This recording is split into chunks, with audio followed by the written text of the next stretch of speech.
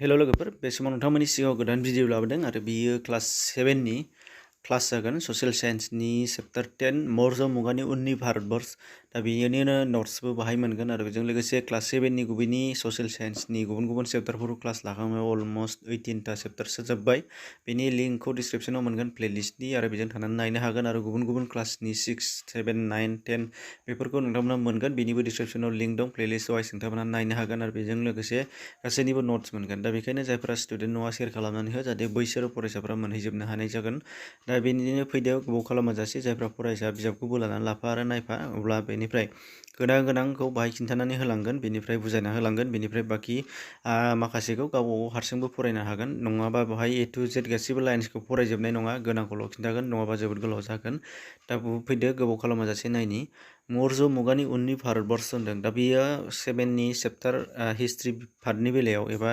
जारिमिननि बेलायाव बेयाव चैप्टारा सिगांसिन बेनिफ्राय चैप्टार 9आ जुग्राफि एबा भुमखौरांनि फरासो बेनिफ्रायनो मौर्य मुगाखौ जों बे फरायाव मोननाय नङा एबा बे बिजाबाव मोना बियो सिगांनि क्लास 6आवसो दङ क्लास 6आव मौर्य मुगा जों मोनबोबाय बेनिनो मौर्य मुगानि उनाव भारताव बबे फोलेरा रायजो खुंदों मा सोर बेखौ जों बाहाय सुंथाबै मिन्थिगोन दा बेखायनो गोबाव खालामाजासे फैदो मौर्य मुगानि उननि भारतबर्ष माने मा होननाय जादों अब्ला बुजिनो हाबाय दा सावगारियाव नायोबा जों नुनो मोननाय जादों मौर्य मुगानि उननि भारतनि महरा बेबायदि होनदों ओरैजाय सोनाबहा जोंना बेलुचिस्तान सुसा हिरात पार्टियान दानि पाकिस्तान आफगानिस्तान केजिकिस्तान बेफोर गासिबो गोलैजोबदों होनदों मोनसे समनि भारतजोब बियो बेनिफ्राय बे दानि भारत आरो बेनि दानि नेपाल सिक्किम बेफोर रायजोआबो पाटलिपुत्र मुङै बिसोरो रायजो मुङै गोदो महर मोन्दोंमोन नाथाय बेफोर गासैबो भारतनि सिङाव दंमोन मौर्य मुगानि उनाव नाथाय सासेयानो मोनसे राज फोलेरानो बेयाव खुंदों बे नङा गुबुन गुबुन राजा फोलेरफोरा बेखौ लादों आरो भारत मुङै बिसोरो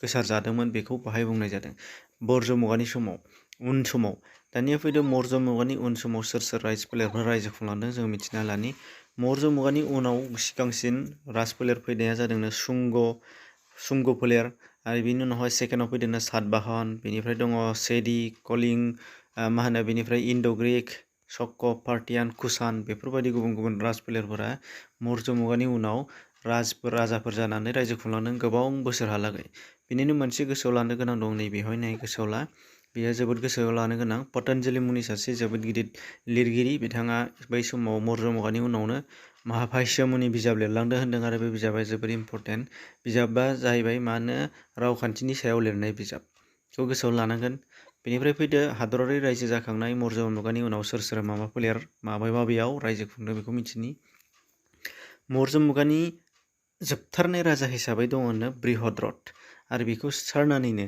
मौर्य मुगाखौ फोजोबदों शुंग फोलेरा आरो शुंग फोलेरनि बे फोजोबनाय राजानि मुङा मा होनो पुष्यमित्र बेखौ गोसोआव ला पुष्यमित्रआ शुंग फोलेरनि गिबि राजा आरो बिथाङा बिसोरनि सिगांनि राजा मौर्यफोरनि जोबथा राजा बृहद्रथखौ सुथारनानै राज फोलेरखौ रायजो खुंदों बेयो मगधआव होनदों मगध मुंनि दाबसे जायगायाव रायजो खुंदों आरो बिसोरो 112 बोसोर रायजो खुंदों बेखौ गोसोआव ला आरो बिनि उनावहाय बिसोरो हिन्दु धोरोमनो मोननो आरो बिसोरो हारिमुखौ जोबोद मोजां मोनोनो दाना शुंग फोलेरनि उनाव आरो गुबुन मोनसे राज फोलेरा रायजो खुंलांदों बे जाबाय खानब बाहाय दङ नै खानब आरो बिसोरो खानब फोलेरा भारताव गोबाव रायजो खुङाखैबाबो जोबोद गोहोगोरामोननो आरो बिसोरखौ खानबफोरखौ सातबाहनफोरा गाग्लोबनानै फेजेनदों होननानै जारिमिनाव लिरनाय दङ होनदों दा बे बिजाबाव नोंसिना थख' दङ बेखौ नाय होमबानो नुगोन बेनि उनावहाय मा दंनो दानि आथिखालाव सानजा घाट आरो बंग लैथोसानि गेजेराव थानाय कलिंग मुंनि मोनसे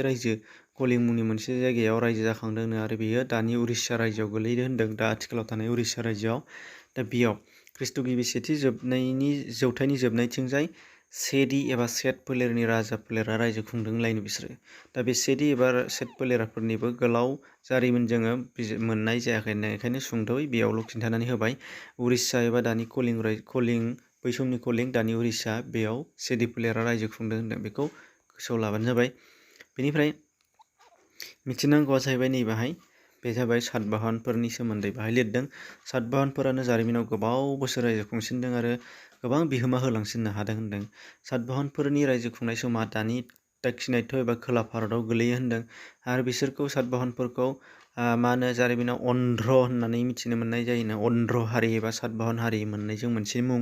दा बे अन्ध्र फोलेर एबा सातबाहन फोलेरनि रायजोखौ गायसनजेननाया सोरनो सिमुक मुनि राजाया गायसनजेनदों होनदों बेखौ गोसोआव लानांगोन। दा बे सिमुक मुनि राजाया रायजो खुंनाय एबा सातबाहन फोलेरनि रायजो खुंनाय समाव सातबाहनफोरा मा होनो खामानि मावनानै मा खामानि मावोमोननो बिसोरो जिब जुनार फिसियोमोन आरो आबाद मावोमोननो। बेनिफ्राय धातु अन्थाइनि लंथाइ खुलि दाननाय हानि शिल्प दाननाय बेफोरखौ बिसोरो आखा फाखामोन आरो बिसोरो फालांगि गेलेनो जोबोद आखा फाखामोन होनदों। फालांगिनि बेलायाव बिसोरो एसिया हादर आरो एसियानि सानजा थानाय रमान साम्रायजो बे रमान साम्रायजो आरो खोला सानजा एसिया बेफोर गासैबो जायगाजों बिसोरो फालांगि खालामोमोन होनदों बेखौ जोङो मिथिनो गोनां। दानिफ्राय बिसोरो न'खर शिल्प दानाय समावबो जोबोद मा होनो आखा फाखा मोननो। स' बिसोरो गाहायै न'खर दानायाव जथाय न'खर थायोमोननो ज' थायोमोन न'खरनि मानसिफोर जेरै जोंनि न'खरनि बिमा बिफा बिबै बिबौ थायो बिसोरबो बिदिनो थायोमोन होनदों। न'नि गाहाया हौवायानो जायोमोन जेरै जोंनाबो हौवा मानसियानो न'नि गाहाय बर'फोरना आरो बेजों लोगोसे हिनजावफ्राबो मान मोनोमोन होनदों नाथाय गोजौथार नङामोन होनदों। आरो बेनिफ्राय राजानि न'खराव हिनजावफोरनि माना गाहायथारमोन होनदों राजानि न'खराव हौवाफ्राल' मान मोनोमोन होननाय जादों। बेनिफ्राय बिसोरनि समाव लिरगिरिफोरबो दंमोननो जायफोर लिरनाय समाव बिसोरो संस्कृत आरो प्राकृत राव बाहायोमोननो बाहाय दङ। बेनिनो बिदिन्थि बादि संस्कृत रावाव लिरजादोंनो मुंदांखा बिजाब कातन्द्र संस्कृत रावाव लिरनाय बेखौ गोसोआव लानांगोन। आरो बेनिफ्राय प्राकृत रावजों लिरनाय मुंदांखा बिजाब दंनो बृहत कथा बेखौबो गोसोआव लानांगोन। बे बृहत कथा आरो कातन्द्र बिजाब गांनैखौ सातबाहन फोलेरनि समाव लिरनाय होनदों बेखौबो गोसोआव ला। महर दाननायनि बेलायाव बिसोरो मा दानोनो लंथाइ खुलि बुद्धनि मुसुखा दानोमोन बुद्धनि स्तुप दानोमोन होनदों बुद्धनि अन्थाइ खाम्फा। दा बेफोरखौ बाहाय खिन्थादों आरो बेजों लोगोसे बिसोरो दानि अमरावतीयाव थानाय लंथाइ जायखौ मा बुंदों सासिनि स्तुप मुंदांखा बे सासिनि स्तुपखौबो सातबाहनफोरानो दाननानै गालांदों होनदों। दा बेखौ जोङो गोसोआव लानांगोन। दानिया मा होनदों बेनि उनाव दङ मा नैबे सातबाहनफोरा रायजो खुंनाय समाव खोला भारतनि जोबनायथाराव श्रीलंका खाथियाव सिगांनि सावगारियाव नायबा नुगोन गाहायथारनि भारतनि नैबे गोफर जानायनि बेबायदि महर मोननाय भारतनि बेयाव मा होनो मोनथाम रायजो जादोंनो बे जाहैबायनो सल चेरा आरो फान्दाय। सल चेरा आरो फान्दाय बे मोनथाम रायजो जाखांदों आरो बिसोरो गासै 400 बोसोर रायजो खुंलांदोंनो 400 बोसोर। आरो बिसोरनि मुंदांखा राजफोलेरा मोनथामजों जानायखाय बेखौ थाम रायजो होननानै मिथिनो मोननाय जायो। 3 माने 3 रायजो माने रायजो मोनथामा मा 3 रायजोआ होमबा मा सल चेरा आरो फान्दाय बेखौ गोसोआव लाबोनांगोन सोंनायबो दङ। दानिया बिसोरनि समाव जेलाना खोला भारतआव मा होनो 3 रायजो जाखांदों आरो सातबाहनफोरा रायजो खुंदों अब्ला मा होनो संगम थुनलाइ मुंनि मोनसे थुनलाइ सोरजिजादोंनो संगम थुनलाइ मुंनि मोनसे थुनलाइ सोरजिजादों आरो जाय संगम थुनलाइखौ गुसा माने 9 जन गुसा लिरगिरिफोरा जथायनानै लिरनाय थुनलाइनो संगम थुनलाइ। आरो बे संगम थुनलाइया मोननै बाहागोनि दङनो मोनसेया मा होनो बरनायल' आरो आखल दानायनि सोमोन्दै लिरनाय एबा आखल सोलोंथाइ गोनां। मोनसेया बेखेवसारनानै होनाय थुनलाइ मोनसेया आखल दानायनि सोमोन्दै लिरनाय थुनलाइ। दा बे मोननै बाहागो दङनो बेखौ गोसोआव लानांगोन। दानिया बेनि गाहायाव बेनि अनगायैबो गोबांथार खन्थाइगिरि थुनलाइगिरिफ्रा बे समावहाय जाखांदों होनदों बेफोरखौ जोङो गोसोआव लानाङा नैबेखौ गोसोआव लानांगोन। संगम थुनलाइया माखौ होनो सागु खन्थाइगिरिजों लिरनाय थुनलाइ मोनबेसे बाहागोनि मोननै मा बरनायल' आखल दानाय 3 रायजो बेनि बागै मिथिनांगोन बेखौ आं खिन्थाखांखाबाय। बेनिफ्राय फैदो इन्ड' ग्रीकफोराबो मौर्य फोलेरनि उनावहाय गोलाव बोसोर रायजो खुंलांदोंनो। बिसोरो इन्ड' ग्रीकफोरनि मुंदांखा राजानि मुङा सोरनो मिनान्डार आरो गुबुन मोनसे मुङा बिथांना मिलिन्द होनदों। आरो बिसोरो बौद्ध धोरोम लायोमोन बौद्ध धोरोमखौ मोजां मोनोमोन बेखायनो बौद्धनि सैट बौद्धनि मुसुखा बौद्धनि बिहार बौद्ध सिबिसालि न' थारमाने जेरै हिन्दुनाथ धोरोमसालिया मन्दिर बर'फोरना बाथौआव एखे रोखोमैनो बिसोरना बौद्ध बिहार बेयाव बिसोरो मा होनो फुजियो। दा बेफोरखौ इन्ड' ग्रीकनि राजाफोरा लुनानै गालांदों होनदों। दानिया भारतआव बै समाव मा होनदों इन्ड' ग्रीकफोरा मा होनो माखासे समनि उनावहाय सातबाहन फोलेरनि उनावहाय थारमाने सातबाहन फोलेरनि उनावहाय बिसोरो माने सोनाब फारसेनिफ्राय फैनानै इन्ड' ग्रीकफोरा भारतआव हाबफैदों आरो गावसिनि राजफोलेरखौ गायसनफैदों होनदों बेखौ नोंसोर बाहाय मोनगोन फराय। ओमफ्राय दानिया गोसोआव लानो गोनाङा नैबेल' सोर गायसना मिलान्डार आरो मिलिन्द बेखौ गोसोआव ला। दानिया मिथिनो गोनां दं नैबे गाहायाव भारतारि हारिमुआव इन्ड' ग्रीकफोरनि बिहोमा इन्ड' ग्रीकफोरा भारतआव मा बिहोमा होलांदों होनदों। इन्ड' ग्रीकफोरा भारताव जोंलारि शास्त्रनि बागै मिथिहोदोंनो। जोंलारि शास्त्र माने मा? सान, अखाफोर, पुर्निमा, अमाबैसा, एकादशी जानाय बेफोरखौ बिजिरसंग्राखौ मा होनो? जोंलारि शास्त्रगिरि। बिनि सोमोन्दै बिसोरो मिथिहोलांदों। खावरि बाहायदोंनो माने फैसा बाहायलांदों। शिल्प आरिमु माने मा? अन्थाइ दानख'नाय, मुसुखा दानख'नाय, शिल्प दाननाय बेनि बागै बिसोरो फोरोंलांदों होनदों। दा बेखौ गोसोआव लानांगोन। बिनिनो इन्ड' ग्रीकफोरनि समाव मोननै रोखोमनि शिल्प आरिमु जाखांदों होनदों। मा? बे जाहैबाय गान्धार शिल्प आरो मथुरा शिल्प होनो। गान्धार शिल्पनि सावगारिया बेबादिमोननो, दान्थायनि आखुथाया मधुराना बेबादि। सानैबो बेयो बुद्धआनो। गान्धार शिल्पनियाव बेबादि दानख'योनो बुद्धखौ, आरो मधुरानियाव बेबादि दानख'यो। बेखौ गोसोआव ला। गान्धार आरो मधुरा बे मोननै शिल्प आरिमुआ इन्ड' ग्रीकफोरनि समाव जाखांदों होनदों। बिसोरबो संस्कृत राव लिरोमोन होनदों। संस्कृत राव लिरोमोन। बिसोरो थुनफावथाय दिन्थिनायाव जोबोद आखा-फाखामोन आरो संस्कृत रावजों थुनफावथायाव बाहायनाय पर्दा एबा यवनिका सोदोबखौ इन्ड' ग्रीकफोरनिनो सोदोब यवननिफ्राय लाबोनाय जादोंनो। ड्रामा एबा थुनफावथाय दिन्थिनायाव बेखौ बाहायोनो पर्दाखौ। पर्दानि मुंखौ मा बुङोनो? पर्दा एबा यवनिका। बे पर्दा सोदोबा इन्ड' ग्रीकफोरनि सोदोबनो, संस्कृत रावाव बाहायजानाय यवन। दानिया मा होनदों? बेनिफ्राय एसेग्राब गोनां गैला बेयाव। नैबे कुषाण फोलेरफोरखौ नायदो। कुषाण मुगा। कुषाण मुगानि समाव जोंहा गोसोआव लानो गोनां दंथारो। कुषाण फोलेरनि मा होनो सोमोन्दै जोङो मा होनदों? मिथिनो नांगोन। कुषाण फोलेरनि बयनिख्रुइबो देरसिन राजाया कनिष्कनो। इन्ड' ग्रीकफोरनि उनाव कुषाण फैबाय। बेनि सिगाङाव सातबाहनमोन। सातबाहननि सिगाङाव गोबां दंमोन दहाय खिन्थानाय। बेनि सिगांथाराव मौर्यमोननिफ्राय फारि फैगासिनो दं। गोसोआव ला। बेनिफ्राय इन्ड' ग्रीक फैदों। इन्ड' ग्रीकनिफ्राय दा कुषाण फैबाय। कुषाण फोलेरनि देरसिन राजाया सोर होनदों? कनिष्क। जोबोद गोहोगोरामोननो बिसोरो। शक पल्लव मुंनि मोनसे गुबुन फोलेरखौ गाग्लोबनानै बिसोरो रायजो खुंदोंनो। आरो शक पल्लवफोरा नैबाहाय दंमोन। लाइनसेल' खिन्थादों, ओंखायनो आं मख'लाङासै, एसेग्राब गोनां नङा। इन्ड' ग्रीकफोरनि उनाव शक पल्लवफोरा रायजो खुंफैदों, नाथाय बिसोरनि सोमोन्दै एसेग्राब गोनां गैया एबा खिन्थानो हायाखै, बेखायनो आं खिन्थायाखै। दानिया ओंखायनो कुषाण फोलेरनिखौ नायदो। कुषाण फोलेरनि समाव मा होनदों? भारताव हिन्दु आरो बौद्ध धोरोमा गोबां जौगाखांदों होनदों। आरो कनिष्कआनो जोबोद गोहोगोरायै रायजो खुंलांदों होनदों। आरो बेखायनो कनिष्कनि बागैल' जोङो बे फरायाव मिथिगोन। सोरनि? कुषाण फोलेरनि राजाफोरनि बागै मिथियोबा कनिष्कखौल' जों मिथिगोन। कनिष्कनि बे सावगारि होनदों, नाथाय खर'खौ सोरबा दुथाङा दानख'नानै गालांबाय होनदों। खर' गैयै कनिष्कनि मुसुखा बियो। दानिया कनिष्कनि समाव बौद्ध धोरोमा गोबां जौगाखांदों होनदों। आरो बिनि समाव बौद्ध धोरोमा मोननै बाहागोआव गावदों होनदों।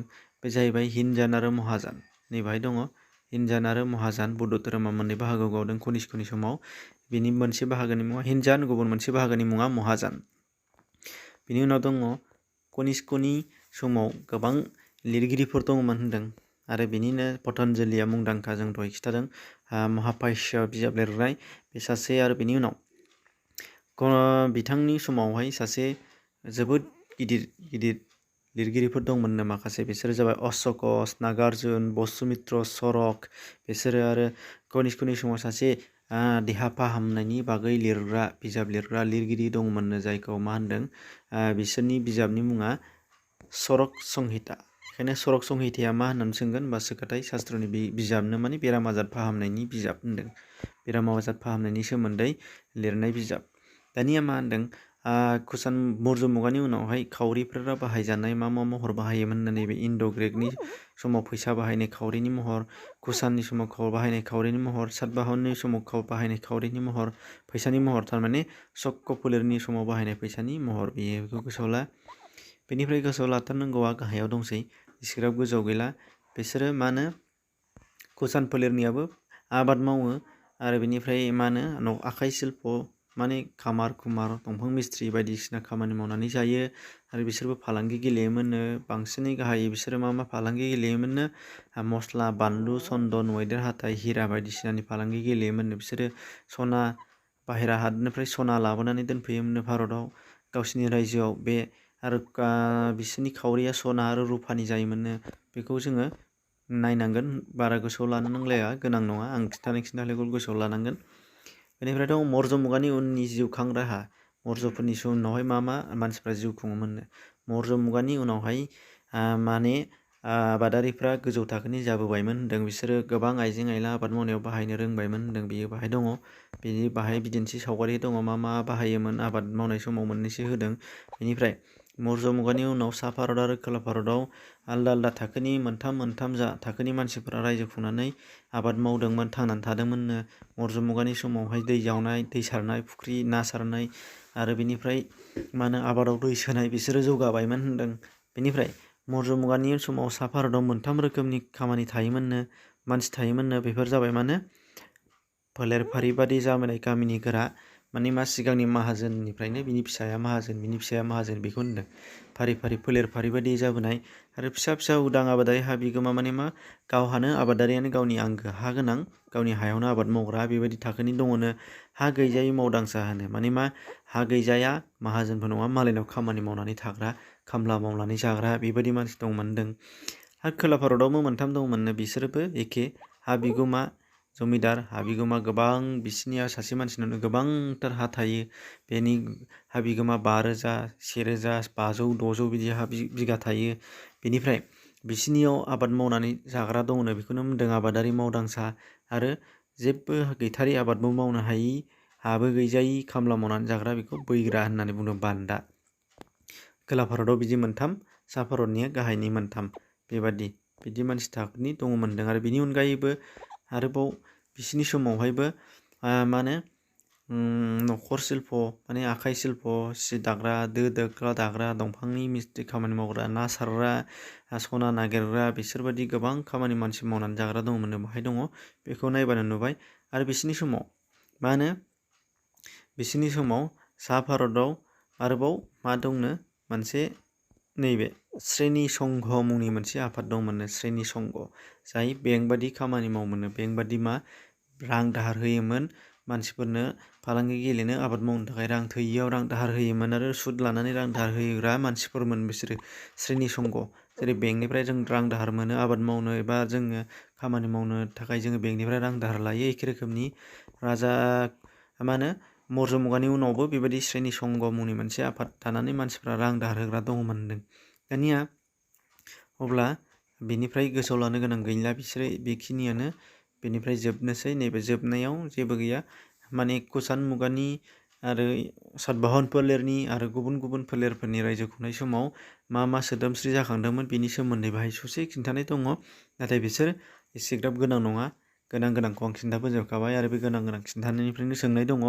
आरो नंखाय नंदोंबा सोंनायफोरखौ गाहायाव नायलांबानो नुगोन। आरो सोंनायनि फिननायफोरखौ गासिखौबो डिसक्रिपसनाव मोनसे लिंक दं, बे फरानि नट्सखौ डाउनलड खालाम होननाय दङ लिंक, बेजों थुनानै नोंसोरो डाउनलड खालाम, नङाबा फरायनानै एबा स्क्रिनशट खालामनानै लिरख'नानै ला, होमबानो मोनगोन। आरो गोबांथार सोंनायनि फिननाया 1 नाम्बारा नैबे गोसोआव लाखिनो गोनां गाहायावनो थाखायो, बेखौबो नागिरबानो मोनजोबगोन आरो बेनिफ्रायनो सोंनाय जागोन। आरो सोंनाय गैयाबाबो बेनिफ्रायनो सोंनाय बानायनो हागोन। बेखायनो बेफोरखौबो बेखौबो फरायबानो गासैबो सोंनायनि फिननायखौ मोनजोबाबाबो खावसेखौ मोनखायो। होमबाबो नोंसोरो मोनजोबगोन, बेयाव लांदां जायगा बासिनाय गासिबो सोंनायनि फिननाया बेयाव दंजोबो। एसेनोसै, गुबुनफोरनो शेयार खालामनानै हो, साबस्क्राइब खालामाखै खालामनानै ला, गोजोन्थों।